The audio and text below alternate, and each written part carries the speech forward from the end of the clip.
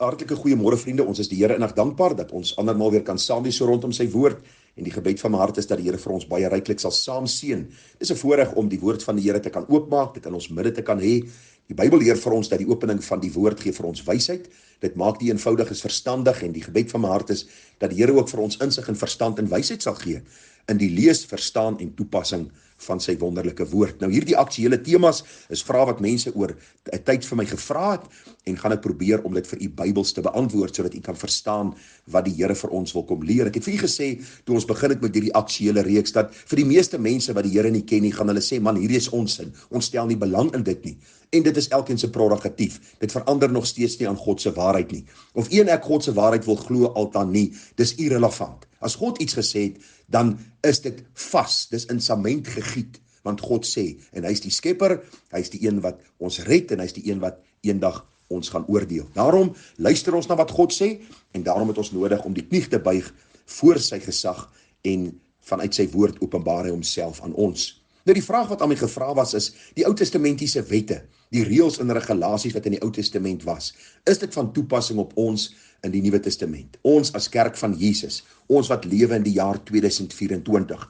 En ons gaan dit probeer beantwoord aan die hand van God se woord en ons gaan sekere onderskeid tref en vir u sekere riglyne gee dat u beter kan verstaan wat die Here vir ons in die Ou Testament en in die Nuwe Testament kom leer. Luister, ons kan nie die Ou Testament lees en die Nuwe Testament lees en sê dit is twee outeurs wat die twee boeke geskryf het nie. Die Ou Testament en die Nuwe Testament het een en dieselfde outeur, dit is God self. Ons verstaan die Ou Testament beter wanneer ons die Nuwe Testament lees en vriende, die Ou Testament word verklaar in die Nuwe Testament en baie van die dinge wat ons nie verstaan nie, raak verstaanbaar in die Nuwe Testament. Daarom gaan ek 'n groter verantwoordelikheid hê by die oordeelsdag omdat ons God se volmaakte woord in ons midde het. Nou ons moet begin deur vir mekaar te sê, vriende, dat ons nie Israel is nie. Belangrik om dit te sien. Ons is nie Israel nie. Ons is die Nuwe Testamentiese kerk van Jesus. So waarom moet ons die Ou Testament lees? Waarom moet ons van hierdie wette in ons lewens dan ook toepas? En ag vriende, ek dink die antwoord is baie eenvoudig. Alhoewel ons nie Israel is nie en alhoewel ons nie deel van hierdie etniese groep is nie, het ons nodig om te sien dat God se wette 'n algemene beginsel het wat van toepassing is op elkeen deur alle eeue. So kom ons begin en ons val weg en ons sien dat die wet van die Here word onderskei tussen 3 bepaalde wette. Ons praat van die morele wet van God, ons praat van die seremoniele wet van God en dan praat ons ook, vriende, van die geregtelike wette. Nou, ek gaan dit nie vir u moeilik maak nie, ek gaan vir u kortliks probeer verduidelik. Nou, as ons kyk na die morele wet van God, dan praat ons maar basies van die 10 gebooie.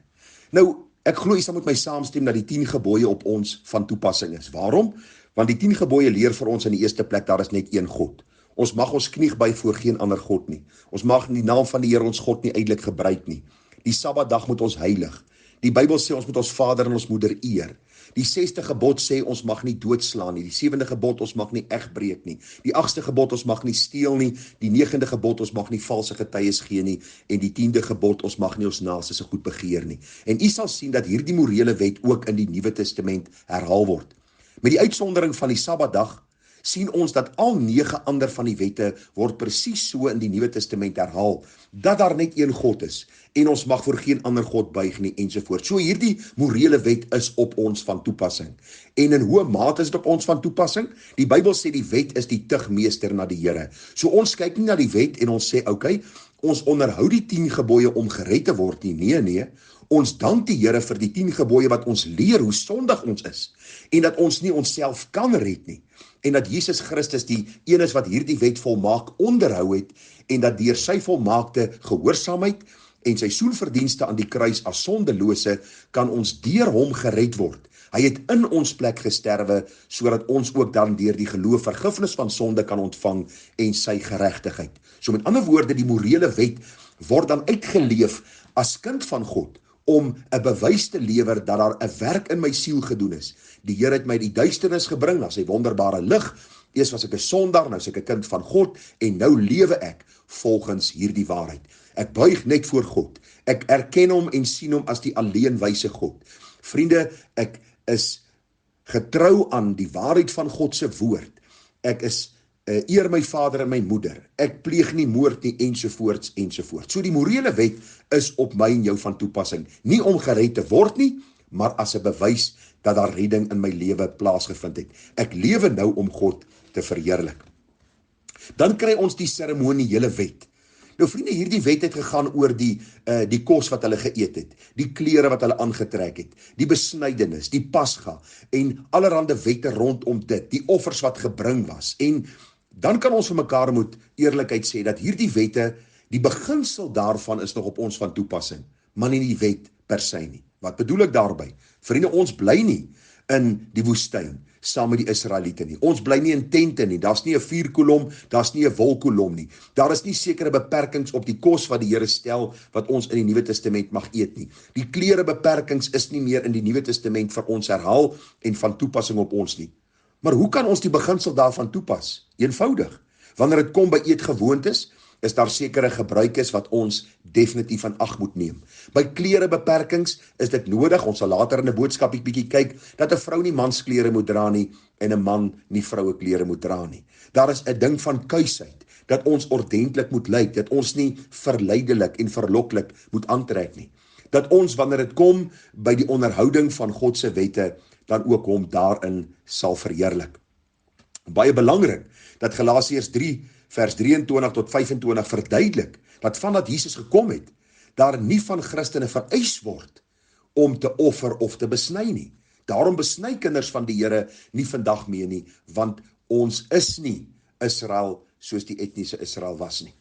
Dan is daar ook die geregtelike of die siviele reg, wat ons dan in die woord van die Here vind. En hierdie wet, vriende, is die verantwoordelikheid wat 'n buurman teenoor sy buurman het, wanneer daar iets gebeur, sê, dat my bees kom in die ander een sy land, en hy vreet 'n stuk van sy land af, of die bil stamp iemand, en daar is skade aan die persoon sy eiendom, of miskien is 'n besering wat hy opdoen, is daar hierdie geregtelike of siviele reg, waar die een die ander dan ook kan vergoed vir die kwaad wat aan hom gedoen is. Weereens, die beginsel is op ons van toepassing, terwyl die wet presies nie so uitgeleef word deur ons as kinders van die Here in die Nuwe Testament nie.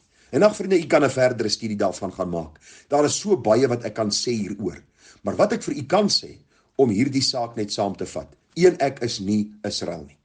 Die morele wette wat God vir ons gegee het, wat in die 10 gebooie saamgevat is 'n uitlewing van my Christendom.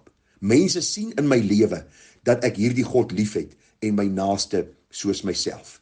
Hierdie seremoniele wette, die beginsels daarvan is op ons van toepassing, terwyl ons dit nie presies hou soos die volk Israel dit gehou het nie.